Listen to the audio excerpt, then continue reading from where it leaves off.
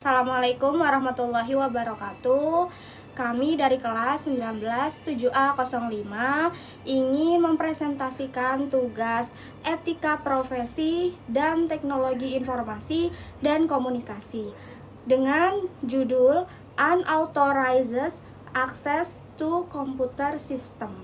Di sini kami beranggotakan 4 orang yang terdiri dari Asil Sani Silvana dengan NIM 19200-112.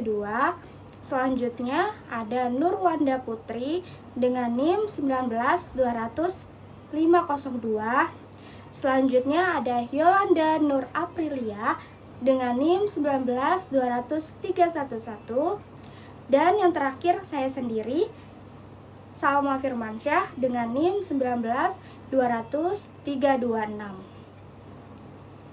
Selanjutnya di sini saya akan membacakan bab 1 pendahuluan. Latar belakang.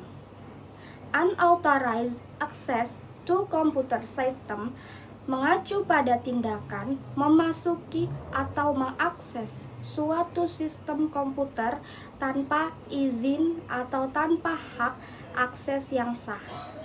Hal ini dapat dilakukan oleh perorangan, kelompok, atau organisasi dengan niat baik untuk mengakses informasi rahasia, mencuri data, atau merusak integritas sistem.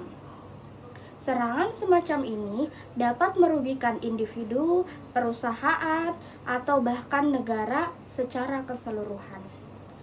Berbagai metode digunakan oleh pihak yang melakukan unauthorized access, termasuk hacking, phishing, malware, dan teknik serangan cyber lainnya. Motivasi di balik tindakan ini dapat bervariasi, mulai dari pencurian identitas, pencurian data bisnis, hingga sabotase sistem kritis. Setiap serangan dapat memiliki dampak serius, termasuk kehilangan data penting, kerugian finansial, dan bahkan dapat merusak reputasi. Fenomena unauthorized access menjadi semakin kompleks, sering dengan kemajuan teknologi, keberadaan dark web, dan layanan anonimitas membuat pelaku dapat menyembunyikan identitas mereka dengan lebih baik. Oleh karena itu, perlindungan terhadap sistem komputer menjadi sangat penting dalam upaya menjaga keamanan informasi. Selanjutnya akan dibacakan oleh teman saya. Assalamualaikum warahmatullahi wabarakatuh. Saya Nurwanda Putri dengan NIM 19200-502. Saya akan melanjutkan presentasi teman saya tadi, yaitu batasan masalah. Makalah ini membahas tentang cybercrime dan cyber law. Namun, penulis ini memfokuskan pembahasan terkait salah satu cybercrime, yaitu unauthorized access to computer system. Tujuan penulisan: 1. Untuk memenuhi tugas UAS mata kuliah etika profesi teknologi informasi dan komunikasi. Yang kedua, untuk menambah ilmu penulis dalam bidang teknologi informasi dan komunikasi. Yang ketiga, menambah dan memperluas wawasan tentang cybercrime, cyber law, dan pentingnya melindungi industri sistem komputer demi kebaikan bersama. Bab 2, landasan teori. Pengertian. Secara luas, cyber law bukan hanya meliputi tindak kejahatan di internet, namun juga aturan yang melindungi para pelaku e-commerce, e-learning, pemegang hak cipta, rahasia dagang, e-signature, dan masih banyak lagi. Cyber law erat lekatnya dengan dunia kejahatan. Hal ini juga didukung oleh globalisasi. Zaman terus berubah, dan manusia mengikuti perubahan zaman itu. Perubahan itu diikuti dengan dampak positif dan dampak negatif. Ada 2 unsur terpenting dalam globalisasi. Pertama, dengan globalisasi manusia dipengaruhi. Dan kedua, dengan globalisasi manusia saling mempengaruhi. Pengertian unauthorized to computer system. Unauthorized access to computer system adalah sebuah kejahatan yang dilakukan dengan memasuki atau menyusup ke dalam suatu sistem jaringan komputer secara tidak sah atau tanpa izin atau tanpa pengetahuan dari pemilik si jaringan komputer tersebut. Biasanya pelaku kejahatan melakukannya dengan maksud sabotase atau pencurian informasi penting dan rahasia. Namun, ada juga yang melakukannya hanya karena ingin merasa tertantang untuk mencoba keahliannya dalam menembus suatu sistem yang memiliki tingkat proteksi tinggi. Dengan seiringnya perkembangan zaman dan perkembangan dunia kejahatan, khususnya perkembangan unauthorized access to computer, sistem yang makin mengkhawatirkan, penegak hukum dituntut untuk bekerja keras karena penegak hukum menjadi subjek utama yang berperang melawan cybercrime tersebut. Hukum tentang unauthorized to computer system UU ITE tahun 2008 ada di pasal 30, lalu UU ITE tahun 2008 ada di pasal 35, dan UU ITE tahun 2008 ada di pasal 46. Selanjutnya akan dibahas oleh teman saya. Selanjutnya saya akan melanjutkan presentasi bab 3 tentang pembahasan. Motif terjadinya unauthorized access to computer system yaitu akses yang tidak sah ke sistem komputer dapat terjadi karena berbagai motif. Dengan cara memahami motif-motif ini dapat membantu dalam mencegah dan mengurangi pelanggaran keamanan. Terjadi beberapa alasan akses yang tidak sah ke sistem komputer. Yang pertama ada keuntungan keuangan. Penyerangan ini mungkin mencari atau mencuri informasi pribadi demi keuntungan finansial, seperti mengakses rekening bank atau melakukan penipuan. Akses tidak sah juga dapat dipicu oleh keinginan untuk mendapatkan informasi kartu kredit atau transaksi penipuan. Yang kedua ada spionase, yaitu pemerintah atau entitas yang didukung negara mungkin mencoba mendapatkan akses yang tidak sah ke sistem untuk mengumpulkan intelijen atau mengganggu operasi negara lain. Perusahaan passing mungkin mencoba untuk mengakses sistem satu sama lain untuk mencuri informasi properti atau mendapatkan keuntungan kompetitif. Selanjutnya yang nomor 3 ada rasa ingin tahu atau tantangan. Beberapa individu mungkin mencoba mengakses sistem komputer secara tidak sah atau rasa ingin tahu untuk menguji keterampilan mereka. Meskipun beberapa individu ini memiliki niat etis, tindakan mereka tetap ilegal jika tidak diizinkan. Selanjutnya ada sabotase, yaitu individu atau kelompok dapat mencari atau mengganggu operasi normal suatu sistem atau organisasi, menyebabkan kerusakan pada data, layanan, atau infrastruktur. Yang kelima ada ekstorsi, yaitu penyerangan dapat mendapatkan atau tidak sah dan menuntut uang tebusan untuk mengembalikan akses atau mencegah rilis informasi yang sensitif. Yang keenam ada pengumpulan informasi. Bisnis atau individu mungkin mencoba mendapatkan akses yang tidak sah untuk mengumpulkan informasi tentang pesaing, klien, atau mitra. Yang ketujuh ada mencari sensasi. Beberapa individu mungkin terlibat dalam kegiatan peretasan untuk sensasi atau kegembiraan tanpa motif khusus. Selanjutnya ada penyebab terjadinya unauthorized access to computer.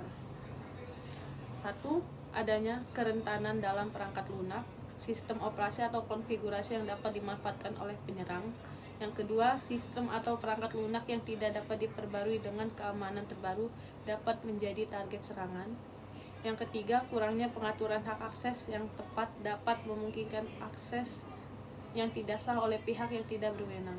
Yang keempat, ada penggunaan atau pengelolaan kata sandi yang buruk memudahkan penyerangan untuk mendapatkan akses. Yang kelima, ada keterbatasan dalam kontrol akses fisik ke perangkat keras memungkinkan penyerangan untuk mendapatkan akses secara fisik. Yang keenam, ada penyerang dapat memanipulasi penggunaan melalui teknik sosial rekayasa untuk mendapatkan informasi rahasia atau akses. Yang ketujuh, ada penyisipan malware atau virus. Pada sistem ini dapat memungkinkan penyerangan untuk mengendalikan atau mengakses informasi. Yang kedelapan, kesalahan konfigurasi oleh pengelola sistem atau administrator dapat membuka celah untuk akses yang tidak sah. Yang kesembilan, ada kelemahan pada perangkat keras atau jaringan dapat dimanfaatkan untuk mendapatkan akses yang tidak sah. Yang kesepuluh, penggunaan yang kurang teredukasi tentang praktik keamanan cyber dapat membuat kesalahan yang membuka pintu bagi penyerangan. Selanjutnya, ada penanggulangan terhadap unauthorized access to computer system. 1. Menggunakan sistem deteksi intrusi untuk mengidentifikasi aktivitas mencurigakan. Yang kedua, memastikan bahwa perangkat keras, sistem operasi, dan perangkat lunak terkini dengan pembaruan keamanan terbaru. Yang ketiga, melakukan audit secara berkala terhadap akses. Yang keempat, mewajibkan pengguna menggunakan kata sandi yang kompleks. Yang kelima, menggunakan autentikasi multifaktor atau multifaktor authentication MFA untuk meningkatkan keamanan. Yang keenam, ada memberikan pelatihan kepada pengguna tentang praktik keamanan cyber dan cara mengenali upaya penipuan. Yang ketujuh, melakukan pemantauan aktif terhadap aktivitas sistem atau jaringan. Yang kedelapan, memastikan pemindaian berkala terhadap perangkat untuk mendeteksi dan menghapus malware. Yang kesembilan, ada menggunakan enkripsi untuk melindungi data yang disimpan dan data yang dipindahkan melalui jaringan. Yang kesepuluh, ada meningkatkan kesadaran pengguna tentang ancaman keamanan dan praktik-praktik yang aman. Yang terakhir, ada mendorong pelaporan segera jika pengguna mencurigai aktivitas yang tidak sah. Selanjutnya, saya Silsani Silvana dengan NIM 19200-112. Di sini saya akan membacakan studi kasus pembobolan situs KPU milik pemerintah pada link yang tertera www.kpu.go.id yang terjadi pada 16 April 2004 dengan pelaku bernama Dani Firmansyah dengan umur 25 tahun, seorang mahasiswa Universitas Muhammadiyah Yogyakarta, jurusan Hubungan Internasional. Di sini ada kronologinya. Pada tanggal 24 April 2004, Snusher alias Dani Firmansyah ditangkap oleh Satuan Cybercrime Direktorat Research Khusus Kepolisian Daerah Metro Jaya di kantor PT Dana Reksa, Jakarta. Pada 16 April, ia mencoba menguji keamanan situs KPU dengan XSS dari IP 202.158.10.117, tetapi tidak berhasil. Pada 17 April, Snusher menggunakan SQL injection untuk mengakses server tnp.kpu.go.id. Ia pelacakan dengan membuat seolah-olah pembobolan berasal dari Thailand. Pelacakan oleh polisi dimulai dengan memeriksa log server KPU pada tanggal 16 dan 17 April yang menunjukkan aktivitas mencurigakan. Penggantian nama partai terjadi antara pukul 11.24 hingga 11.34 pada 17 April. Meskipun pelaku melacak kegiatan Snusher dan menemukan keterkaitannya dengan PT Dana Reksa, hasil investigasi membawa pada penangkapan Dani Firmansyah di kantor PT Dana Reksa di Jakarta.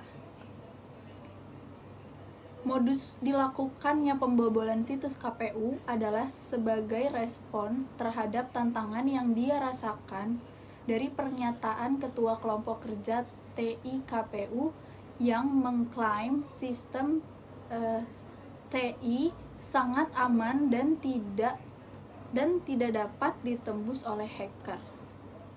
Penyebabnya ada 3. Di sini ada kelemahan keamanan sistem, dan yang kedua kurangnya pembaruan sistem, dan yang terakhir ketidaksiapan keamanan organisasi. Kesimpulannya adalah, berdasarkan data yang telah dibahas dalam makalah ini, maka dapat kami simpulkan unauthorized access to computer system merupakan kejahatan yang timbul dari dampak negatif perkembangan aplikasi internet. Sarana yang dipakai tidak hanya komputer, melainkan juga teknologi, sehingga yang melakukan kejahatan ini perlu proses belajar. Motif melakukan kejahatan ini di samping karena uang, juga karena keisengan. Kejahatan ini juga bisa timbul dikarenakan ketidakmampuan hukum termasuk aparat dalam menjangkaunya. Kejahatan ini bersifat maya, di mana si pelaku tidak tampak secara fisik. Sekian dari presentasi kelompok kami. Kurang lebihnya mohon maaf. Wassalamualaikum warahmatullahi wabarakatuh.